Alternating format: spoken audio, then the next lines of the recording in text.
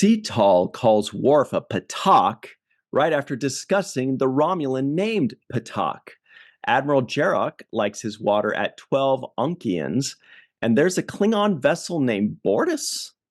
Hello, everybody, and welcome to the Seventh Rule with Sirach Lofton. Hello, hello. My name is Ryan T. Husk, and today we are doing a review of Star Trek The Next Generation, Season 3, Episode 10, The Defector, written by Ronald D. Moore, directed by Robert Shearer. This was New Year's Day, January 1st, 1990. Where were you? What's up, Sirach? How you doing today? I'm doing good. I'm doing good. How about you? Pretty good. Looking forward to March because everybody at home, you have got to go to Trek to San Francisco by Creation Entertainment, March 8th through 10th, but arrive on the 7th because we got some parties and stuff going there. Sirach's going to be there. I'm going to be there. Melissa Longo is going to be there. Over 24 Star Trek and sci-fi celebrities are going to be there. It's in Burlingame, very, very close to the San Francisco airport. Go to creationent.com. That's creationent.com for details and tickets, and we will see you there March 8th through 10th. Is how I'm feeling right now. Me too. Me too. Yeah, that's true. It's coming up. So this episode, hey, I'm wearing the right shirt for it. Am I right? He mentioned Romulan ale. Yeah. Happy about that. Where did we drink Romulan ale? It's got to be at one of these parties, one of these like Star Trek date parties, I think. Yeah. I don't know. I know that at the way back in the day at the Star Trek Experience, they had, Romulan ale. I believe at the Rio, when we go to Star Trek Las Vegas or STLV, they have some Romulan ale stuff. You and I got some Romulan ale sent to us from trekwines.com, our good buddies over at Trek Wines. That beautiful Romulan ale you and I got. Which I devoured. Yeah, that thing devoured me. It was How was it? It's pretty good, right? Stuff. Pretty good. But obviously not as good as the real thing, because this Romulan was complaining about the way the Romulan ale tastes. Yeah, the synthahol. He's like, don't give me none of that synthahol. But actually, you know what? Yeah, the Star Trek Experience used to sell Romulan ale in a 6-pack, like a 6-pack of beer. And I still have, I don't think the actual beverage, but I still have like the container, the 6-pack, carrying case. It said like Romulan ale with their big thing. It's illegal in all states. Don't Romulan ale and drive. That's what you can't do. Yeah, ain't that the truth? So what did you think of this particular episode, by the way? Because I do remember it a little bit, but I wasn't 100% sure where the twists and turns take us. And I love that season 3 is finally giving us twists and turns that we don't necessarily see coming. Because Sirach, did you see it coming that the Romulans, this was all a trick, that the Romulans were playing to out this admiral? No, I didn't. Especially with a little, when that admiral pulls up that little thing from his boot, it makes you think, what is that device? Is it a listening device? Is it an explosive? You didn't know that it was, at the time, this Philodestine chip or whatever it was. It's like a death Tums. Yeah. Yeah, a death Tums, a cyanide pill. But so yeah, that was good. That was good because I didn't know, and I'm watching it thinking, oh, this guy's up to something nefarious. He's, but turns out he was being misled himself. But he was honest. He was being truthful about what he thought, except what he thought was a lie. So he was being truthful about a lie, and that's how complex, that particular situation was. I thought that made it for good writing. Mhm. Yeah, I like that. I remembered, I was like, okay, so the question is, do we believe him or do we not believe him? And I seem to remember thinking, okay, I remember that we do believe him. He's not lying. He's being honest to the best of his ability. Even when Troy says you're hiding something, it's because he was hiding his true identity, if I remember correctly. But I had Yeah. forgotten that just how tragic this is, that he already knew what he was getting into with regards to sacrificing his career, sacrificing his relationship with his family and everything. Hmm. And he could never go home. He could never, but to know that he did all that for nothing, and he's got to feel like the ultimate sucker, that's got to be horribly painful. Yeah. Um, I don't know that it's for nothing. I don't know that it's for nothing, but it's not for what he wanted and what he expected and what he thought. But for nothing is not really the case because certain things have, this butterfly effect, this domino ripple effect on whatever happens in life. And so that encounter that was incurred with Commander Tomalak at the end and the repercussions that reverberate from that. I don't know what's going to happen later on in the show. I don't know how that's going to be recalled later on, but it seems like it would be a setup for further explorative relationship with the Romulans, further either heightening or lowering of tensions between the Romulans. So there are certain things that may reverberate from this particular episode.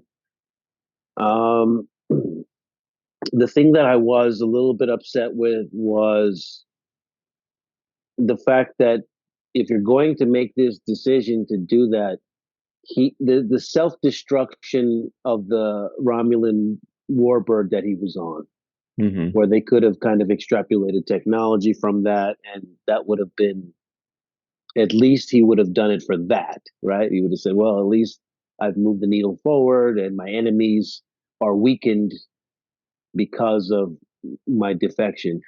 That would have made a little bit more of some kind of, reason behind it that justified his actions for his sake. But I still think that everything has repercussions, and later on down the line, which is what they alluded to with the whole letter, you know, Mm-hmm. that he left behind. That one day the relations will get to the point where we can deliver this to his family and they can read his letter. So that is along the same line of my thinking of there are ripple effects. There is a long term butterfly effect to these incidences that occurred in this episode. So you can't say for nothing, is what I mean. That's all I'm saying. Yeah, I completely agree with that. That's a really good point because on top of that, it also showed the Federation that, hey, they're not all enemies. Within your enemy, there is a diversity of opinions. There are people that can be touched. They all love their families the same way we love our families, and that there's hope. Basically, that some of them you can trust, which we learned just a couple episodes ago in The Enemy. If you remember, our good buddy Steve Rankin joined us for The Enemy, who, by the way, if you remember that character, that Romulan that was dying on the bed, Mm-hmm. who didn't want Worf's blood to infest him, his name was Patahk, which is hilarious because that's also the same word for a Klingon insult, which was funny because right after in sickbay, as I mentioned earlier, in sickbay in today's episode, they're talking about that Romulan named Patahk, and then Yeah. the Romulan calls Worf the Klingon insult Patahk. Obviously, it's spelled differently. It's like PETAQ or something instead of PEPATAHK or something like that. But anyway, I just thought that was really funny. I'm like, do they realize they just called Worf Patahk right after they were done talking about Patahk? That was funny. But anyway, so it's good to know that, for the Federation to keep that in mind, that like, look, not all of them are bad. They just have a different perspective, and that some of them can be reached, and some of them might be looking to not go to war. They're maybe not all warmongers. They maybe care about their families, and they want to take care of their families, and they want to prevent wars. And so that's a good point, that it wasn't for nothing. In his mind, it's all for nothing. But us watching the show, we realize what was done. And in that one scene that he says, before he tells us about his family, he says to Picard, "Did you ever marry or have children or something?"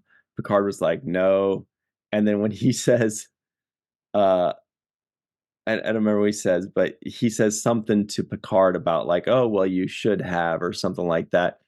And then Picard's like, "Yes, yes, it's all very interesting." But like, he's like, Yeah, what is this yeah, lecture about? And he's like, "No, no, yeah, no. Let me yeah. get to my point." I thought that was terrific. I did like that too. Yeah, yeah, yeah, yeah. It's very interesting. Whatever. I don't want to talk about that really. Yeah. My personal life and the decisions I made. I don't need to get into that. Oh, It there it was is. very good. Anyway, go on. Sorry. No, it was good. I wrote that down too in my notes as far as a moment that played very well. Um, they're doing other things to cater to Patrick Stewart. I think the man in this particular episode, specifically with the opening, Shakespeare and King Henry and that whole opening montage sequence. I believe is something that is inserted to appeal to Patrick Stewart's appetite for Shakespeare, for his love of Shakespeare, and actually Brent did a very good job, I thought, in that particular performance as well. Mm-hmm. What I liked about his Shakespeare was the way he did not alter his voice too much. When I see Shakespeare, it's always with this grandiose um, verbose kind of tone to the performer. It's always and for art thou there, it's very big and grand.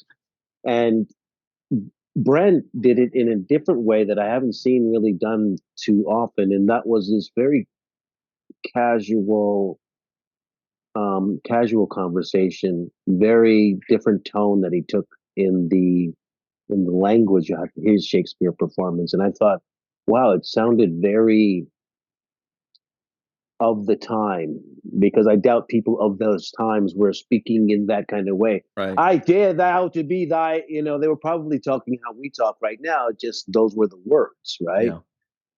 And so I thought Brent did a very good job of making that point come across too in his portrayal of it. Taking that scene a bit more too, there's something that was kind of baffling to me, which is, are we supposed to pretend that we couldn't tell that one of the characters was played by Patrick Stewart? Yeah, I, I thought the same thing. I wrote two Patrick Stewarts in the same But scene. but are we really supposed to pretend like, I just thought that Picard was going to stop being that character and say, "Very good Yeah. data." But then when it showed him watching, I'm like, okay, so now, and then you come to realize, okay, so that's just to further your point, where they're really trying to placate him or to really Yes. appeal to his love of Shakespeare by saying, Yeah. "Okay, we'll do a Shakespeare scene. And if you're really good, if you're really nice, we'll let you play one of the characters. We'll muddy you up a little bit. Nobody will even know." And if they do know, they'll be like, "Wow, I'm so impressed by your acting skill." And he's like, "Oh, that does sound very nice. I do have quite the acting skill." I'm like, Yes. are we supposed to pretend like we Yes. don't?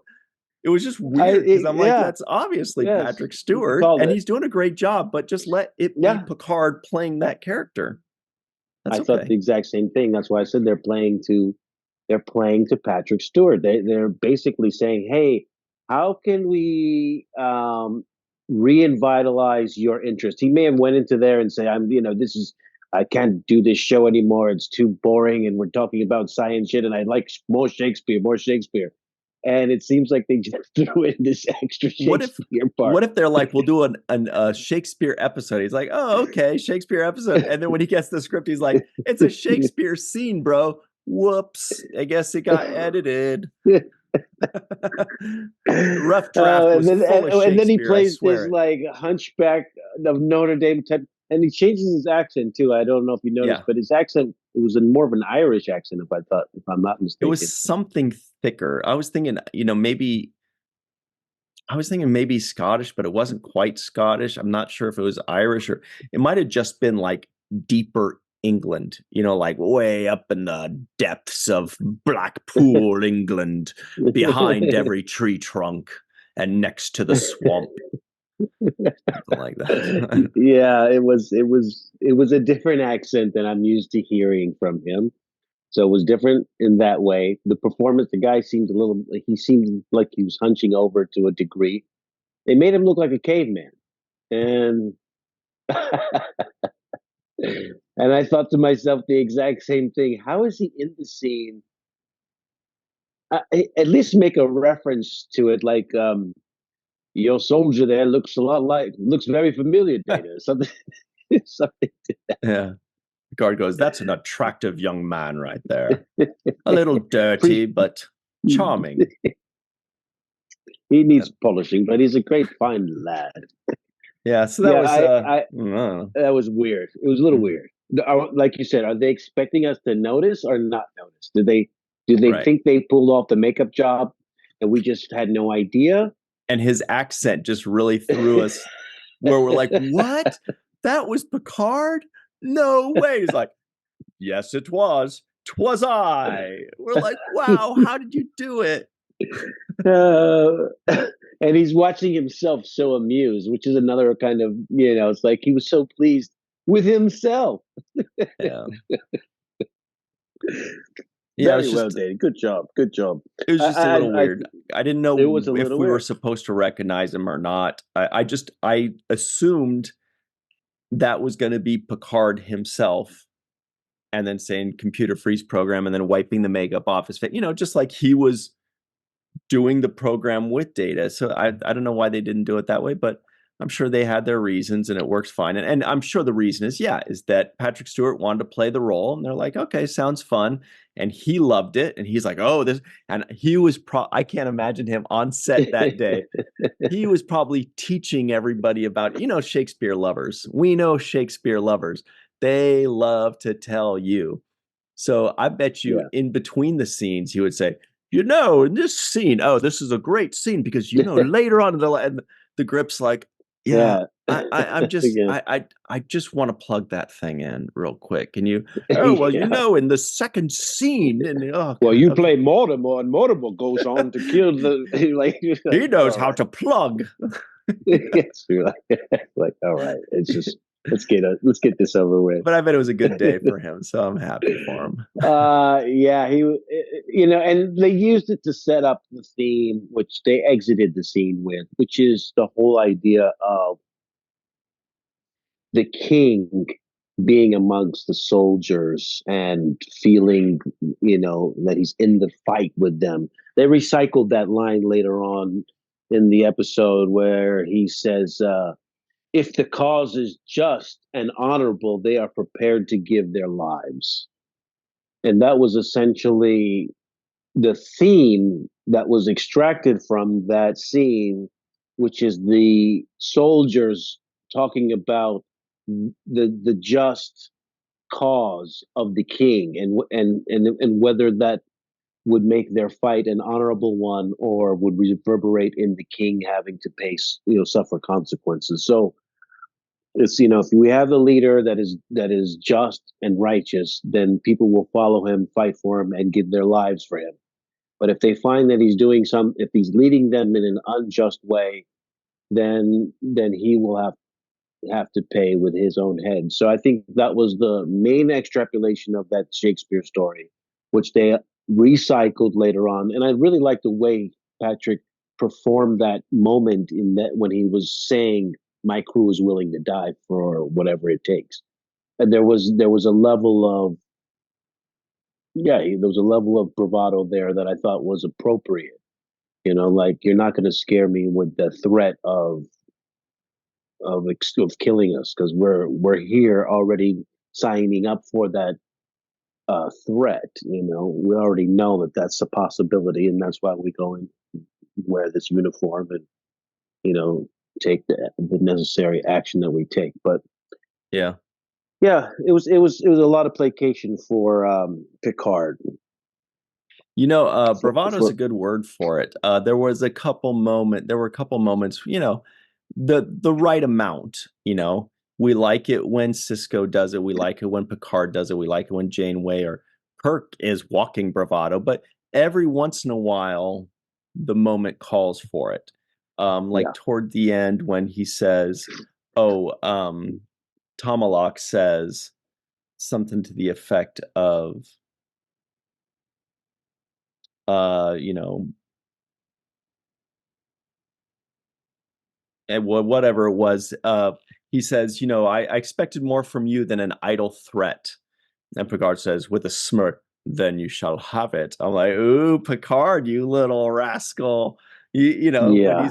he's kind of feeling himself, and then the Klingon warbirds, or birds of prey, I should say, decloak, and so that there was a little bit of that bravado there. Every once in a while we get something like that, and we remember a few episodes ago when the bad guys were hailing Picard, and he takes his time and he walks over and he like dusts off the little thing on the hmm wall, wipes it off and checks things around, and those are nice moments.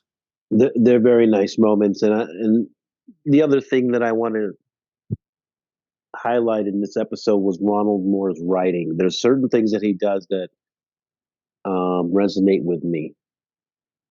One of them is making recalls to the previous episodes. Yeah. I'd like to have a moment there that recalls something that happened. Like it's like if we were to talk right now about, oh, you remember that time when Michael Westmore was, given the Lifetime Achievement Award. We're talking about something that happened, and we're recalling it in the normal flow of a conversation. It's something that happens all the time, and so when he does it in his writing, it makes perfect sense. Like there was that moment where Dr. Crusher looks over at Worf and she says, I have experience with this, right? Kind of a moment there with Worf, calling us back to the enemy episode, but just between me and you, like there was that moment between us, like remember that conversation we Oh, had. You, yeah, can you hear me now? yeah, I could hear Okay, you.